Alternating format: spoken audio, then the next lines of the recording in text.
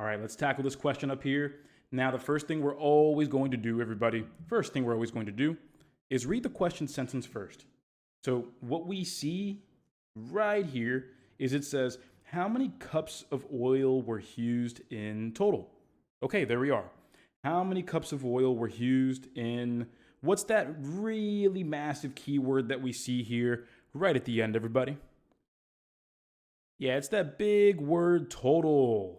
Now, typically, my party people, when we see the word total, typically, yeah, we're thinking of adding. We're thinking of summing up the things that we're given, the values that we're given to get a quote total.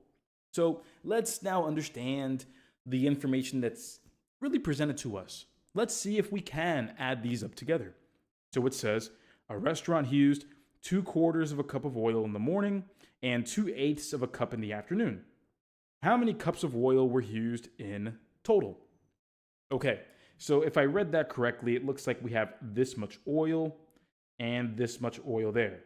So let's write these values down. 2/4 of a cup in the morning. We'll add that with 2/8 of a cup in the afternoon. And that seems to be what we're trying to do. Yeah, getting a total, add those cups together. So let's see what we can do here. Everybody, would I be correct if I just straight up said, okay, 2 plus 2 is 4, 4 plus 8 is 12. There's my answer. Is that correct? Right, absolutely not. Absolutely not. That is not correct. Let's go ahead and delete that because remember, we need the same denominator and we do not have that right now. Notice that we have 4 on the left side, 8 on the right side. These aren't the same.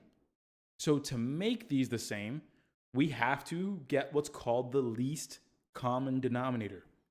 A couple of ways we can do it, but long story short, you just want to get a denominator that both of these numbers can multiply to. When we think about it, nice and easy actually. Can 4 go into 8? It can. So we actually don't need to do anything over here. We don't need to do anything with the 2/8. We can just manipulate this fraction to turn the 4 into an 8. So answer me this. What do I multiply 4 by to get 8? Yeah, that'll be 2. That will be 2. So let me show you what that'll look like here. Multiply by 2 on the bottom, and we must respect the fraction and do it to the top as well. And so once we do that, let's check it out. 2 times 2 ends up being 4. 4 times 2 ends up being 8. Then over here, we don't do anything to it. We just drop the same one. We do the same thing. We have 2/8 relisted. So can I add these fractions now? And for what reason? Can I add these now and for what reason? Again, it's very important to talk about the reasons why, then the simple yes or no. And the answer to that is going to be because we have the same denominator. We achieved it. We achieved it. We have the 8 here and the 8 there.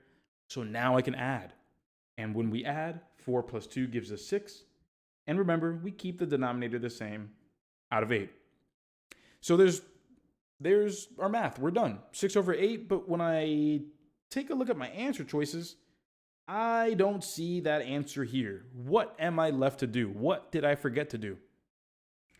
Yeah, that little word that starts with an S, simplify. We forgot to simplify. So 6/8 can be simplified because we can divide 2 from the top and the bottom.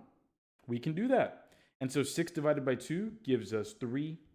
8 divided by 2 gives us 4. And there we are, my party people. There's the answer to this first question. It's going to be 3/4. Now, before we move on, I want to show you one better way to solve a particular problem like this.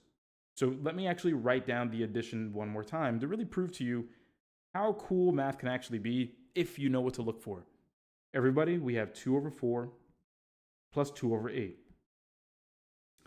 Everybody, when we check this out, do we notice that, yeah, sure, we can multiply 4 by 2 to get 8, yeah, but did anybody realize that we could divide this fraction, the 2/8, we can divide this fraction by 2? Did anybody notice that? Let me show you what I mean by that. If I divide the 8 by 2 and the 2 by 2, look at what happens. I now have 2 over 4 plus 1 over 4. Oh, look at that. Everybody, we have the same denominator there, so let's go ahead and get after it. What's 2 plus 1? Oh yeah, that's going to be 3. Boom, and there's our correct answer, same as before. So what I'm trying to prove or say with this problem here is, yeah, we can find that least common denominator, multiply a fraction up, or if you notice that you can simplify one of the fractions to get the same denominator, hey, you can do that too. But there we are. Nonetheless, we'll have plenty more practice to go through, but we have 3 over 4, answer choice D, and there we are.